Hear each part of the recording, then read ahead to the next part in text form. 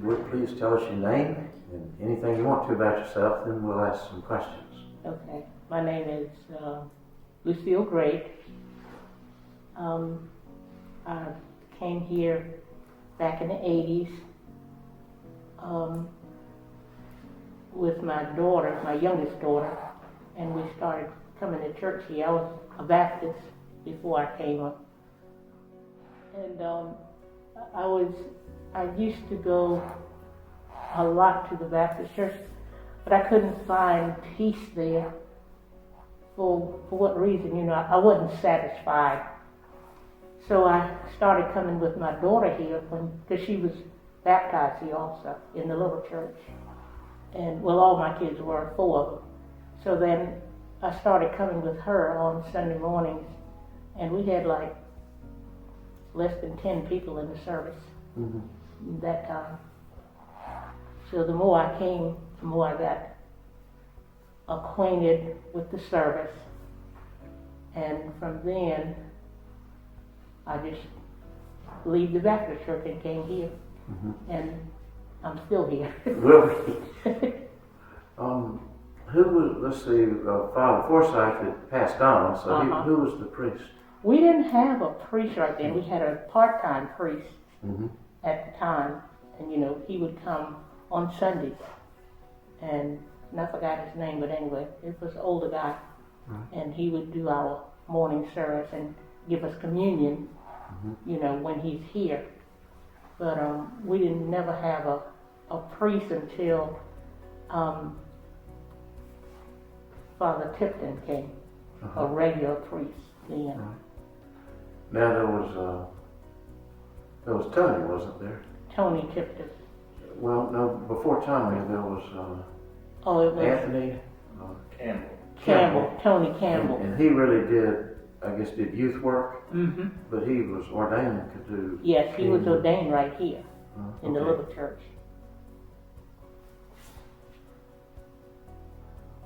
So would he lead the Sunday service? Yes, Tony did. And all the other services around the campus here. Yeah, so he was the priest in charge at that time until he moved on. Did he work with your children as a youth minister? Yes. And what were their names? My kid, I have 4. My oldest son is John Nathaniel. My next daughter is Lynette. The next is Virginia and Hope. Well, did you go to the public schools? I did. Okay, and so that ended at Howard? At Howard.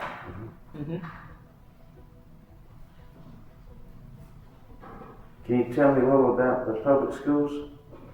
It was normal, but we had to ride the bus from here to Georgetown. And we'll leave 7 in the morning and get there and be there until we don't get back until 4 in the afternoon. Yeah.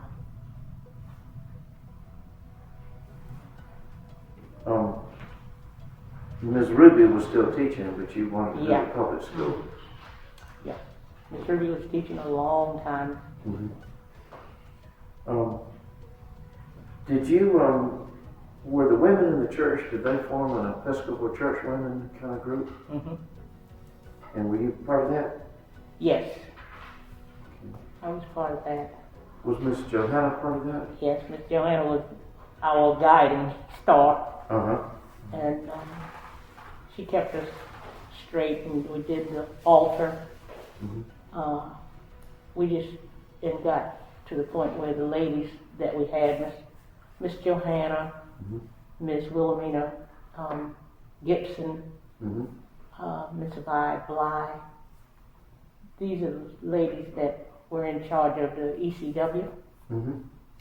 And we would have once a year we would have the yard sale. Miss Ruby would call it the yard sale, but now we call it a different name. But we would all pitch in and help with that, and I mean, with the amount of people we work with and alter ourselves into the public when we have these sales, once a year, we would bring in lots of revenues for the little church. Mm-hmm. And that kept us abreast during that time. Now the church was already sponsoring the Baskerville pantry, and was it? A little. Uh-huh. A little. Not 100% like it is now. Uh-huh. People would come and go because we had the doctor here, Dr. Smith. Dr. Smith, Captain Smith. Uh-huh. Yeah. And he was here, right? He was here and he participated 100% with the school.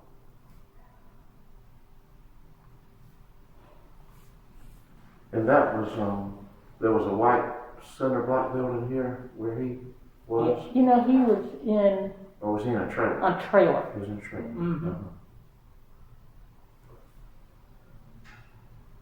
And then they moved the trailer and put the cinder block building up later. Yes. As far as I could remember. Were they doing the swimming lessons in the Camp Baskerville in the summer? Yeah, we had camp here. Uh-huh. His name was Father Grate out of Charleston. Uh-huh. And he operated the camp for the summer after the kids get out of school. Mm-hmm. And they built buildings here for the kids to come and stay, because my kids did. Mm-hmm. And they stayed for maybe 4 or 5 weeks or whatever it was. And then after the season, then everybody would go back home and get ready for school, that fall. Mm-hmm. But it would be a camp session all summer. But the buildings were like long ways from here. This was all wooded area Right. before the church was built.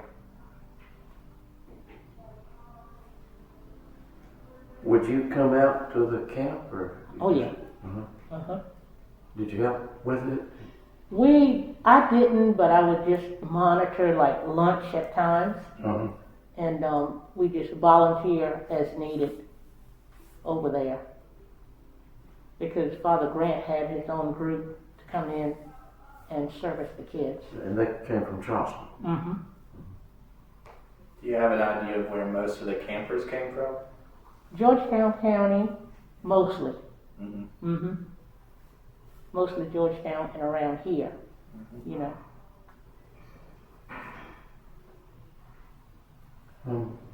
Tell me about the church services.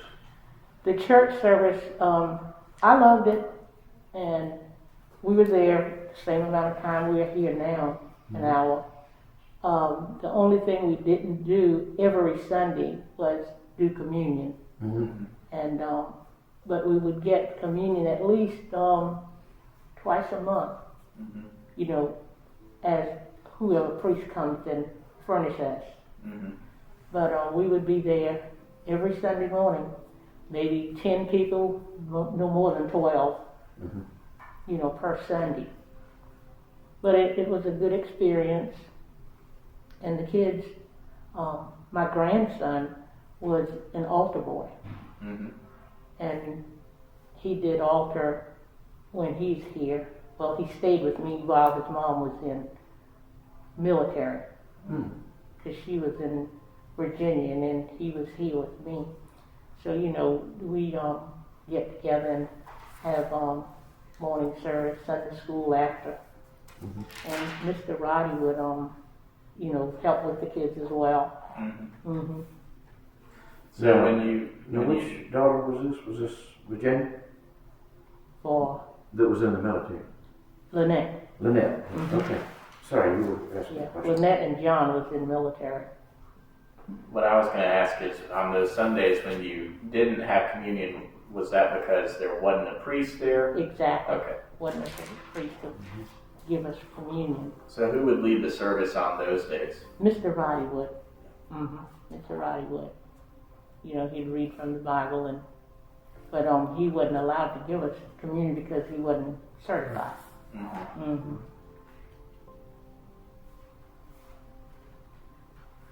Did Colbert ever lead service? He would Not as much as Mr. Roddy that I could remember, but I know most of the time Mr. Roddy would lead the service. Well, he was licensed lay reader. Yeah, And, Mr. Roddy was. When there was baptism, did the bishop come? Yeah. And you remember who was bishop? Oh Lord, that was a long time ago. Guy out of Charleston. But we got baptized. All my children, except my son, he went to the Methodist church, and he got baptized over there. But my 3 girls and my grandson got baptized here. And did you have a choir? Very little choir. It was about 6 or 7 of us on the choir.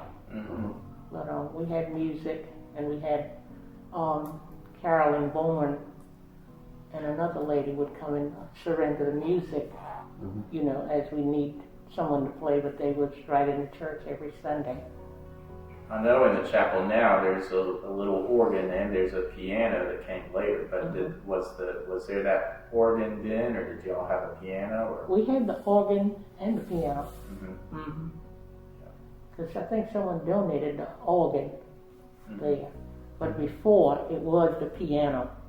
Because Miss Ruby used to play that, you know, with the children when she would have her service for the children, graduation and all that. And then sometimes she would get somebody to play while she instruct the kids on the graduation, Easter time and graduation. I wonder if that's the piano that's still over there in the I think it is. Yeah. I think it is. Should be a way to figure that out. But that'd be cool if it was, wouldn't it? Yeah, I'll have to look into that. Yeah. See. Make sure no one gets excited and gets rid of it. Right. Yeah. Was now this was after the church was moved across the road, right? Yeah, I don't remember when it was moved. That was way before my time. Yeah. During my mother's time, I think. But that little church there now is where I came in with my kids. So you were here when Father Tommy Tipton came? Yes. Did you talk to him when he was interviewing for the job and all? No, what I did, what he did, he got all of us who had position in the church and talked with us and said what he was going to do and moving funds from one place to another, and he just put them all together. That's what Tommy did. You know, it wasn't as spread out, it was just in all one bundle. Yeah. He told me that I think there were 9 accounts It for was. different things, and most of them were a mess. But that Roddy and Ms. Dot had kept one set of books, one account for the worship service, and that thing was down to the penny, perfect. Everything else Was off guard. there was even money had disappeared. Really? Yeah, that's why he said, well, we got to consolidate that one. There shouldn't be. Because I was on the discretionary fund. Uh-huh.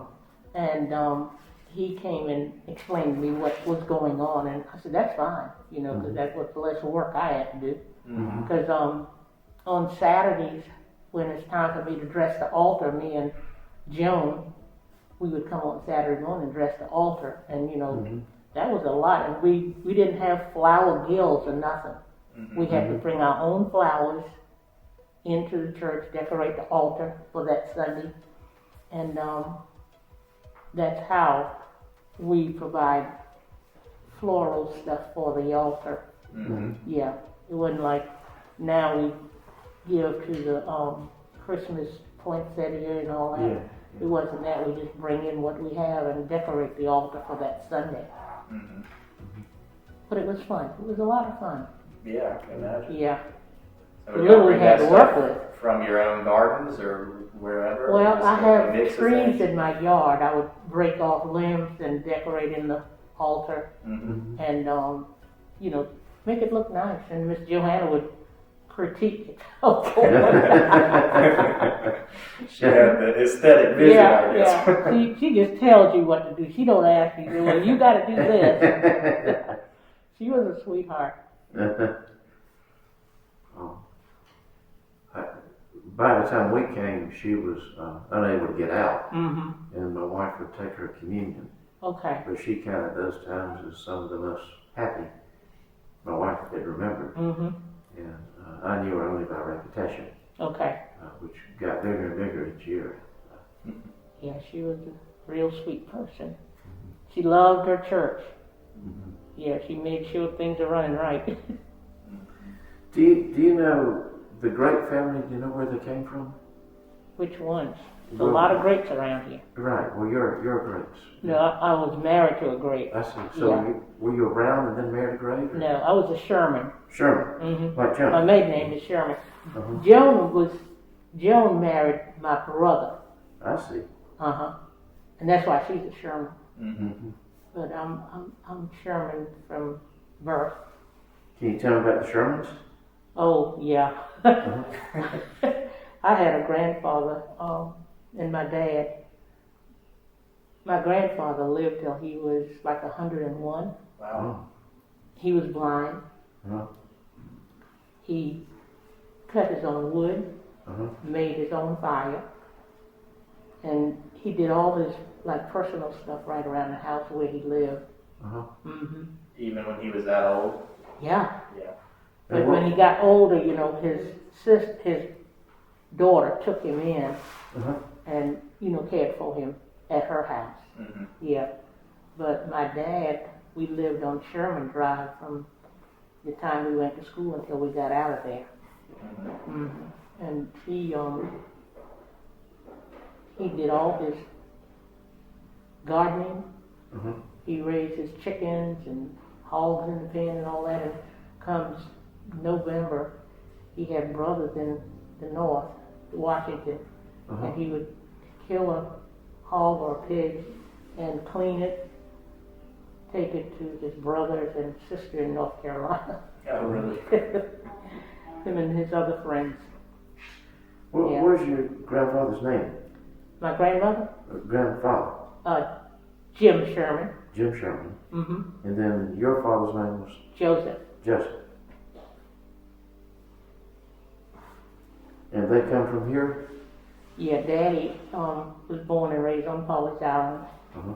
and Granddaddy was too, because he ran the Elizabeth Ann mail boat from Georgetown to Paul's Island. Oh. That's what your dad did? My grandfather. Oh, your grandfather.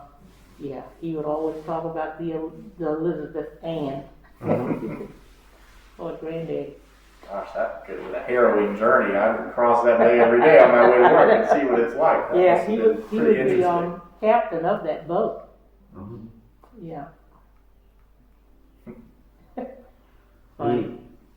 He did they have the regular bridge then, or was he on that smaller bridge? I think it was the smaller one, Uh-huh. the 2-lane one. It's not four. The one we have now came after all of that. Yeah. Yeah, that was just a one-way in and out Uh-huh. over the Walk-and-Walk. Yeah.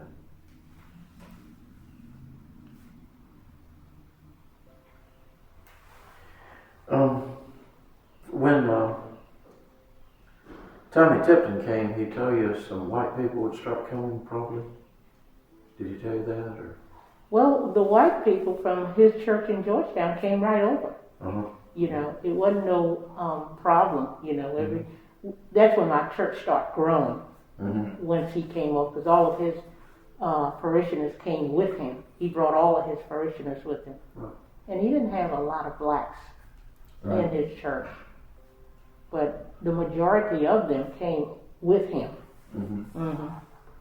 And that's when the church really started getting big, and I was on the vestry after he came, and he came up with this same church, you know, Mm-hmm. about, you know, getting expanded because the growth was growing. Mm-hmm. Uh-huh. And Were you on the vestry most years? Mm-hmm. I served on the vestry 2 years, prior to.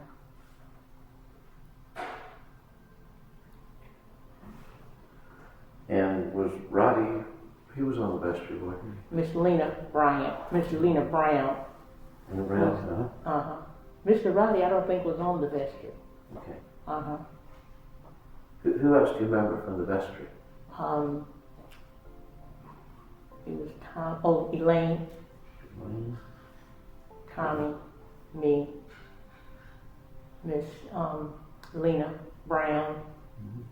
There was somebody else. But those are the one I could remember right now. And where did y'all meet? In the church here or in the parish? Where did you meet? Oh, we met in the more like a dining room. We had a trailer over there, and we met evenings over there.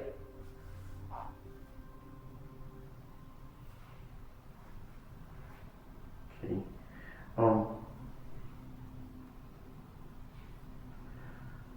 You remember the last days of the Ms. Ruby school? And I guess she couldn't really be there most days, right? No, she was in Charleston where she was sick. Yeah. With her son and daughter-in-law, and she took sick. She never got back here. She just stayed there, and I never went to Charleston, but I would always ask about her. But other people would go and see her, but she didn't want a lot of people around because she was a very sick lady. Yeah, her children were remembering that. Yeah, she only had one son. Yeah, the one that looked sort of like his father, Burns. Burns. And the others were her grandson. Yeah.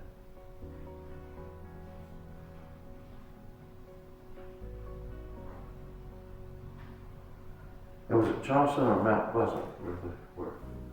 Charleston. Charleston. That I know.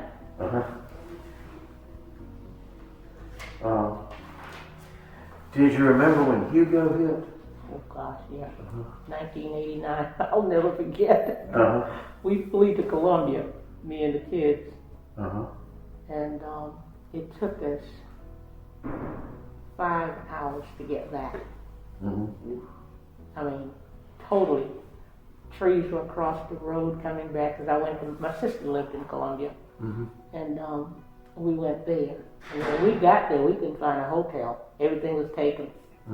So we piled up in my sister's house where everybody else was.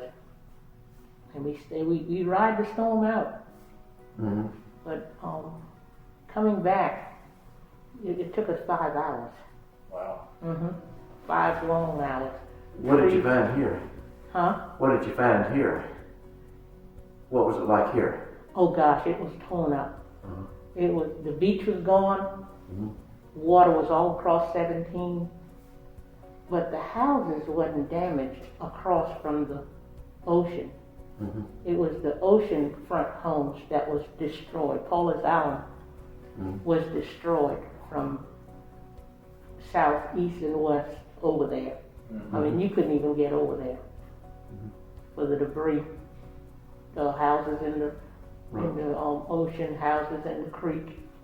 I mean, very few houses stand. Were people in the church involved in helping? Yeah, what we did, we helped as much as we can then, but it was such a shock. I mean, it took years to get where we are right now. Yeah. Was your home damaged? I had no damage. I had no trees down, just limbs. And I said, when I came back from Columbia, I just said, Lord, thank you. I said, because, my little house was really shabby. And I was just blessed. I didn't have to get anything fixed or anything. And all the people on my street, they were safe. Had some of them stayed and ridden out the storm here? Yeah, some of them did, but most of them had to leave because we are below sea level. Mm-hmm. And when they say leave, you better leave, because you know they won't be responsible for you afterwards. So I think the majority left and went to Georgetown and in different places that they could be sheltered. But I'll never forget that year. You remember, was the church damaged or anything on the campus over here? No, because Miss Ruby stayed in the big house. Oh, she did. Yeah, she wasn't damaged. She didn't. She said she wasn't going to leave, and she didn't leave, and she stayed right there. And we were worried about those big trees falling into the house. Yeah, but she was safe. She was safe. Now, at that point in that period, was Miss Ruby, was she living by herself in the house, or Burns wasn't around, or? Yeah. Yeah. She was living by herself.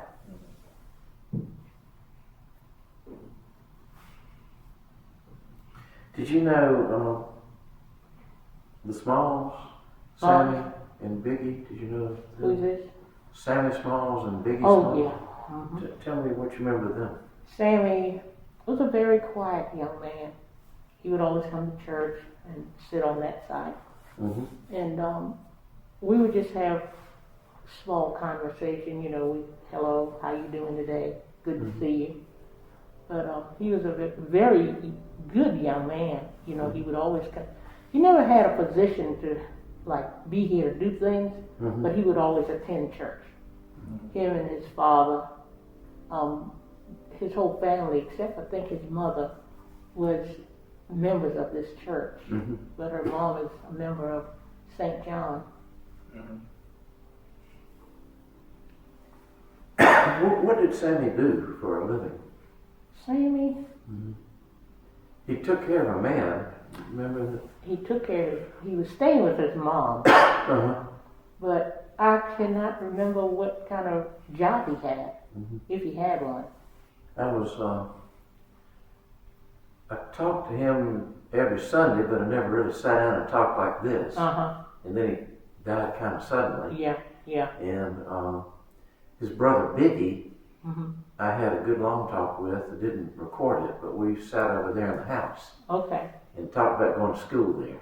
Yeah, they all went to school here. And his brother went into the Army. And then after he got out of the Army, he stayed and did work for the Army near Fort Campbell.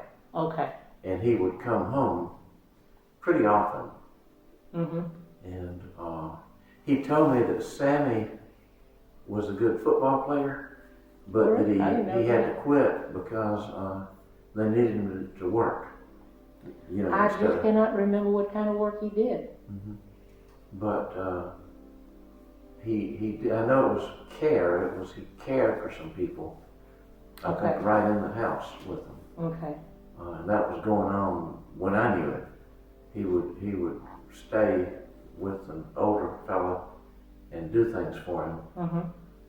That could be right. But you know, I never got that close to him to find out his personal. He was friendly, but he didn't exactly tell you a great deal about himself. No, he never did. Yeah. Well, among the regrets I have, I wish I'd really talked to him more.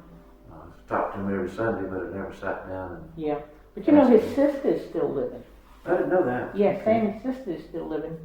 She lives down on Rainy Drive off of Pettigrew. What's her name? What's that child's name? Audrey. Audrey? Audrey Godbolt. Okay.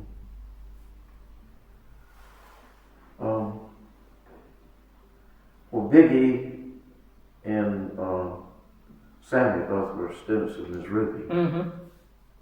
Do you know, was Audrey? I think Audrey attended Miss Ruby also. All of Miss Vivian kids attended the school.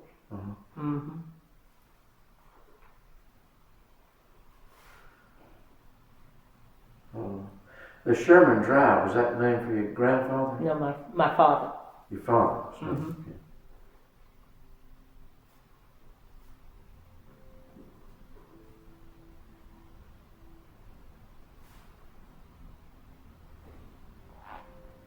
Did you, do you remember when Brian Monroe came to be the choir director? Yeah. Did you sing with him then? Yeah, I was singing before, and I remember the Sunday they had came to visit church, and I remember it was Beth and her son, what's her youngest son name? Jack. Jack? Yeah. And I met them at the front door here, and I greeted them, and I said, they said that was their first Sunday. I said, it was good to have you all here. Come back again. And they kept coming, and there they are. Very good family. Very good family. I love them to death. And the Roddy says the music got a lot better when Brian came. Oh yeah, it did. Because Miss Elsie was doing it, but then she was doing other people, like in Georgetown, you know, the Messiah Choir and all that stuff. But Brian stuck in here. And, he did a good job, and still doing a good job. Yeah, he said that, of course, Roddy lives near where he works. Yeah, in Murray. But he liked, Roddy would tell him, I like the way the music is. Yeah. And he said that that always meant a lot to him. Same here with me. I love his music. He can play now.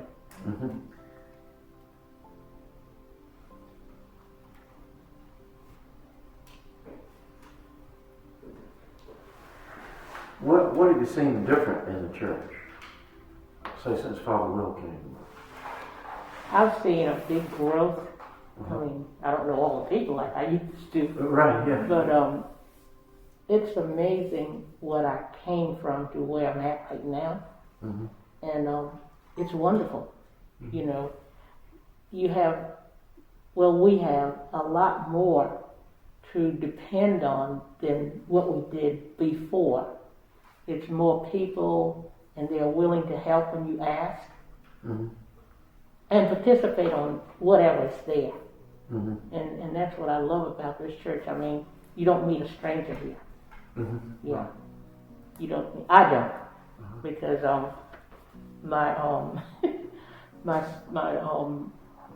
one of my daughter would say, "You just talk all the time." I said, "That's when you learn a lot." Yeah. That's right. That's my oldest daughter. "You always be talking, Mama." I said, "Well, you know what? If you don't talk, you're not gonna learn anything." Yeah. I said, "Don't be shy."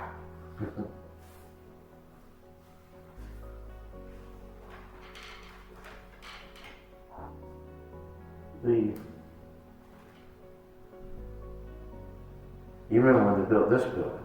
Oh yeah, I was on the vestry when we built this. Yeah. I can still see these rafters going up. That must have been something. Oh yeah. Those things are huge. Yeah. Yeah, they did a wonderful job. I just wish they had built a bigger choir room, because the choir has grown so much, you know. Right. And you can't get in there to get your robe on unless you got to get out and do something different. Yeah. Yeah. So when you, if you were on the vestry when this place, the new church was being built, what was your reaction when you saw like the plans or heard about the plans for this, you know, great big place compared to the little church? I was amazed. I mean, it was something to me that I thought would never happen, because we had such little group to work with. But when we started this, we pounded the grounds with this and raised what we had to raise. And you know, Father Tipton did a good job because he stuck with the program, and we would always be in the meetings when time for us to discuss this building. And when they opened up that first Sunday of, you know, opening the church for the first time after it was finished, it was a big crowd here. And all of us who helped with and on the vestry, we came down and we marched in, never forget, and blessed the candles, everything, the Bible. Everyone who was carrying, a piece of the church, each one of those pieces were blessed. And that was a moving service to me. Yeah. I can imagine it was a enormous sense of accomplishment. And, yeah. It was very moving, and that's what I love about this church. You know, everybody just came in and worked real hard, and even with the kneelers, everybody got as much kneeler. You can come in and get as many as you want, pay for it for the church. I mean, Tommy had it in row. I mean, very, very Pacific. Yeah, we owe him a lot. Oh yeah. Well, it's kind of embarrassing to talk about, but do you remember? I know you will ask me. Well, go ahead and tell what you No, remember. y'all want you to ask me.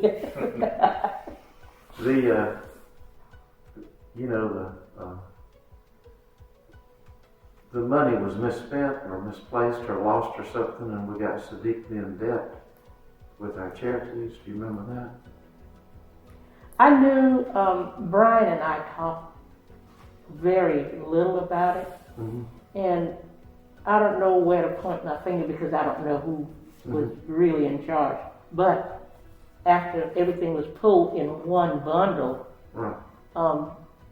The only person I could blame is the minister, because he was in charge of everything after he came in here. And I hope I'm wrong, but one thing leads to another, and it was gradually going down. You know, there was this robbing Peter to pay Paul. Yeah, a huge mortgage. Yeah. More than could be paid. And still amazes me that a bank would agree to lend money in that way. Well, it's like they say, it's not what you know, it's who you know. Yeah. And that's what that era was. It was who they knew. Yeah. And it was amazing for me to see and learn about stuff. Because I know, I talked with Brian, I said, you know, I was to the point, I was ready to leave this church. I mean, I ponder, and I talked with Brian, and he said, Lucille, he said, it's going to get better. And it has gotten better. After Father Will came, it got better. And, you know, some of the other assistant ministers, it has gotten better. And I felt a whole lot better after talking to him about it, because I was on the choir then, too. Yeah. Did you know this committee, Father Tom Carson and Father Manuel Reed? There were, I think, 5 priests that the bishop sent here. This is what Tommy told me. The bishop sent them here to see what's wrong. Has this tiny church get so deeply in debt, and what can we do? So Tom Carson, who he was almost bishop. He was on the way to something. You know, he was a committee of, I think, 5 priests who had to look at the finances and everything, and they met with Tommy, because Tommy knew business. He was really a businessman as much as a priest, and asked Tommy if he thought he could get this place shaped up in terms of, you know, paying off the debt and keeping track of where the money was going.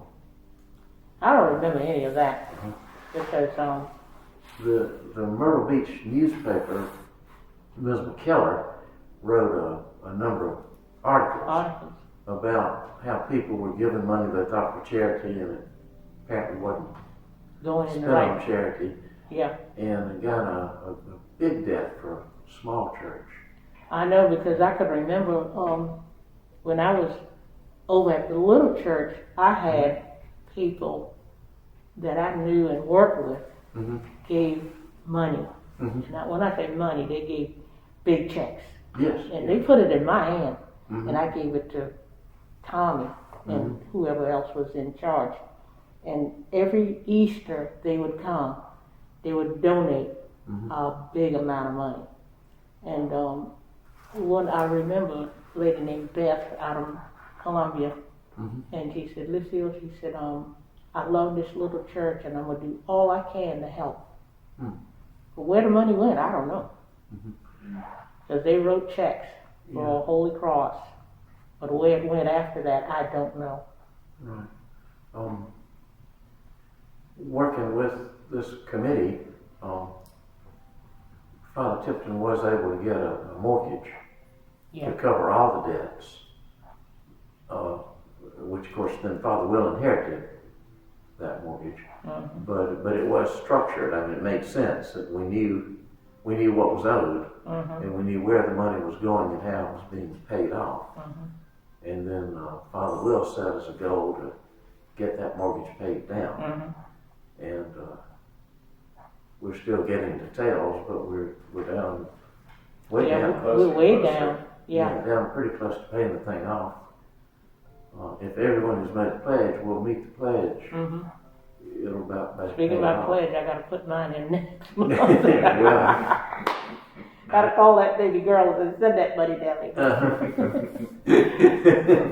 But you know, it gives me joy to work with the church.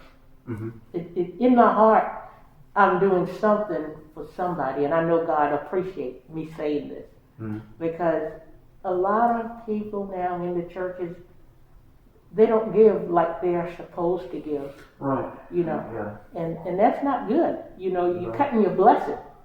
You know, I know my daughter. She lives in Columbia. Well, 3 of them lives in Columbia. She don't go to church, but she do it online. But when the month comes, she put her tithes in. And I said, you know what? God is blessing you. I said, because that's what we are supposed to do.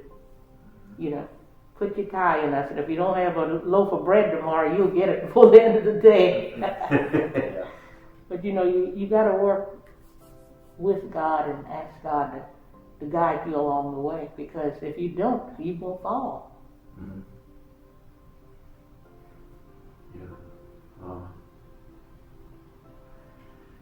We were talking about masks. You reckon we'll ever once again get out of masks and maybe have a choir over there singing? I think we will. I have no doubts. I think we will. We just got to give it time and ask God to walk us through. And He's doing that. He'll come when He's ready. But we don't ever know when He's coming. But He's not going to be late. That's for sure. He's going to be on time. Right on time. Right on time. Yes. Well, we have.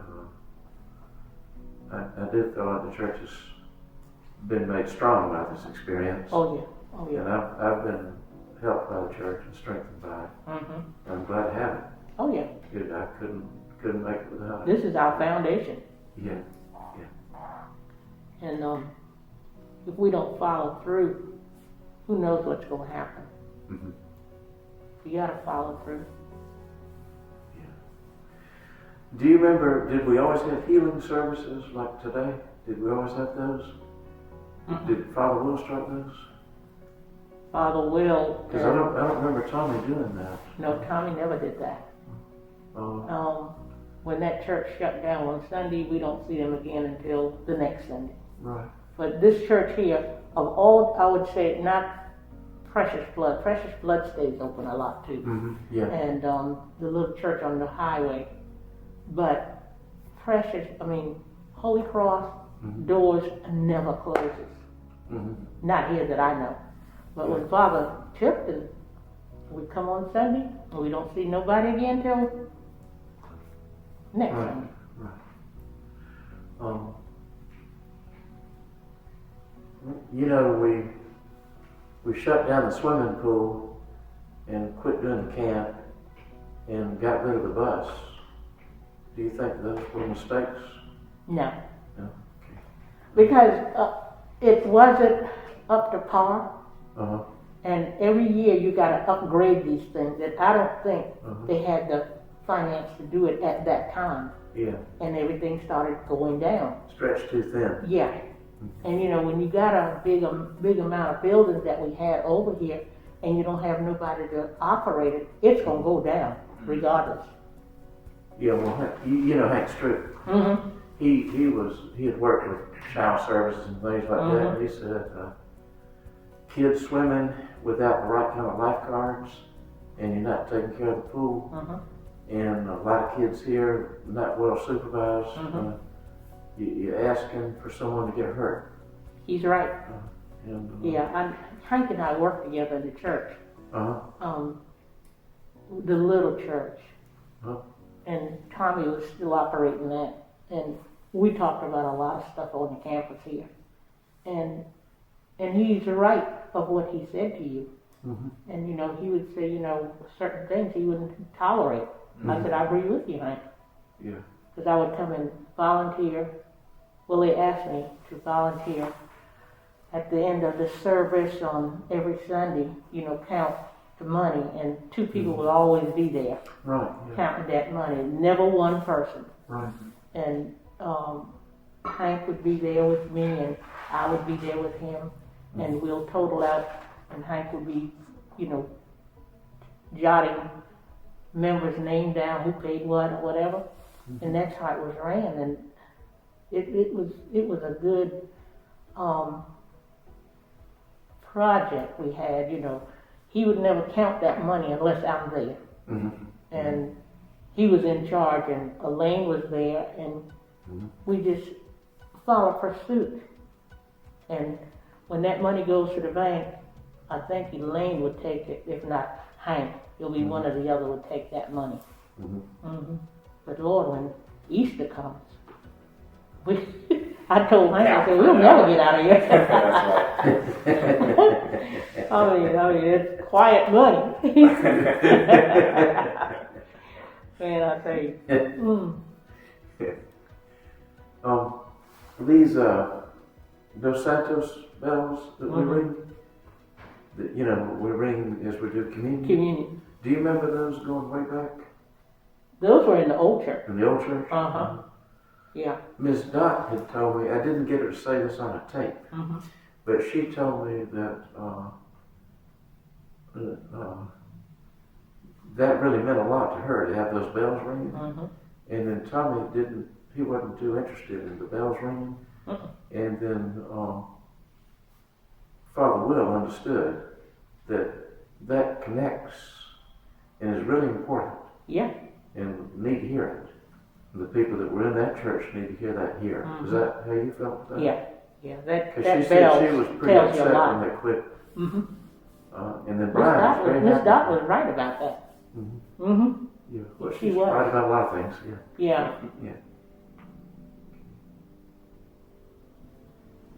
Well, do you want to make a statement about things? Anything didn't get asked? I got asked a lot of stuff. I remember, I would like to say, I thank Miss Ruby for my kids.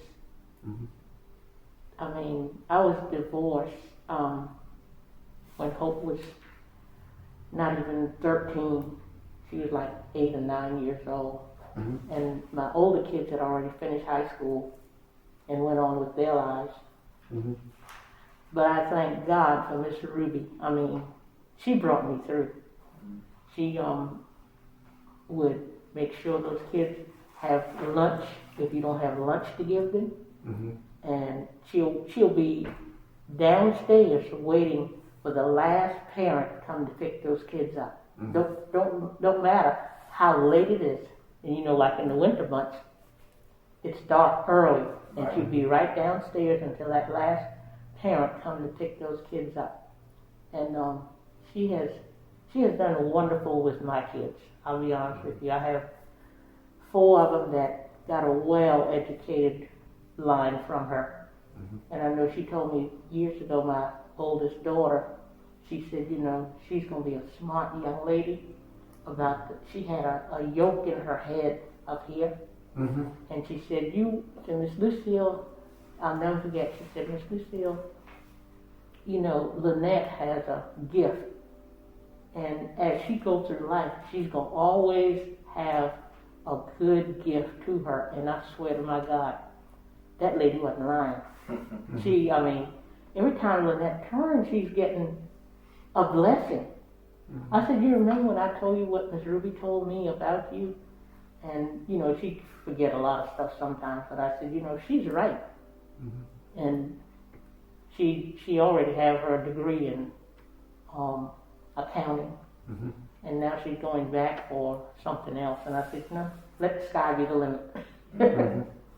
So they all are doing well. They all are doing well. And I reach back and I thank Miss Ruby for where they are right now. Because even Thanksgiving when I was up there with them, I said, you know what, certain things we'd be talking about. And I would say to them, I said, you know what, where you are right now, it's because of Miss Ruby and God. I said, because she didn't let y'all slip. That's right, she'd spank them in a minute. She would. But that's my blessing.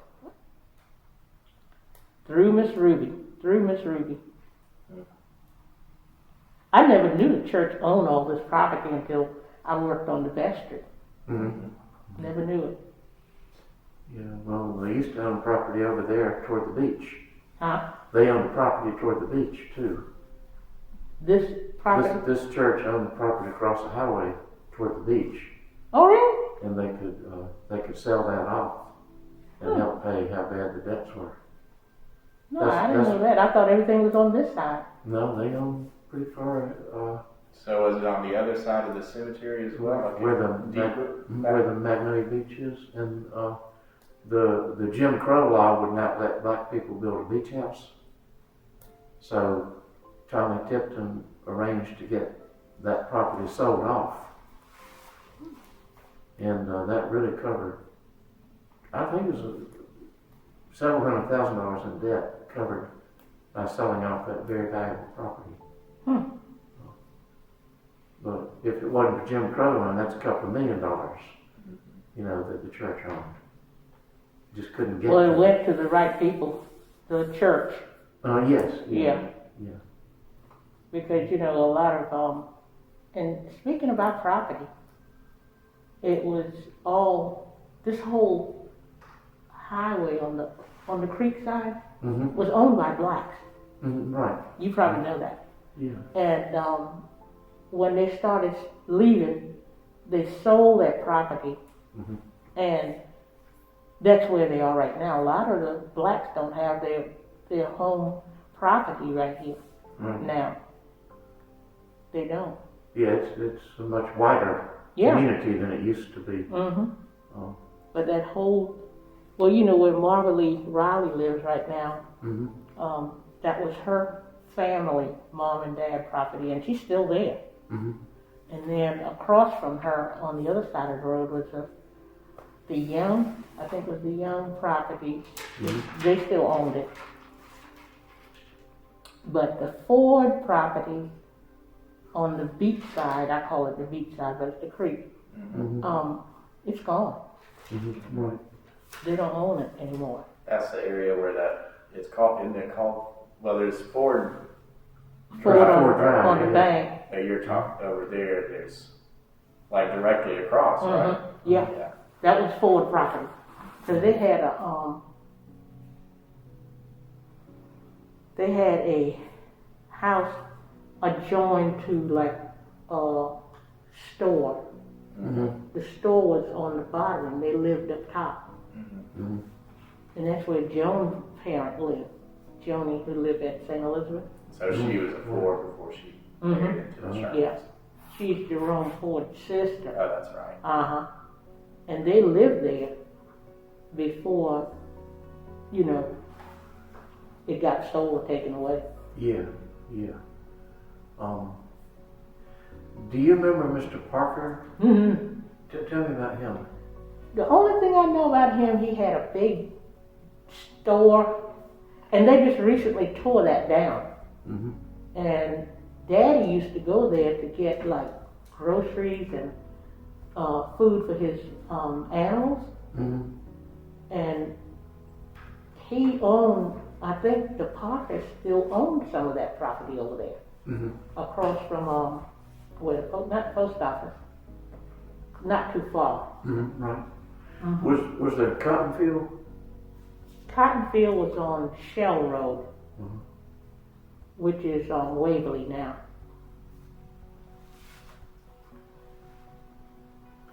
And then the Parkersville Road was named for him, wasn't it? I don't know. I don't know. Because they got it as Parker's Lane or whatever they got down there now. Mm-hmm. Yeah. And it could be Uh-huh. through them.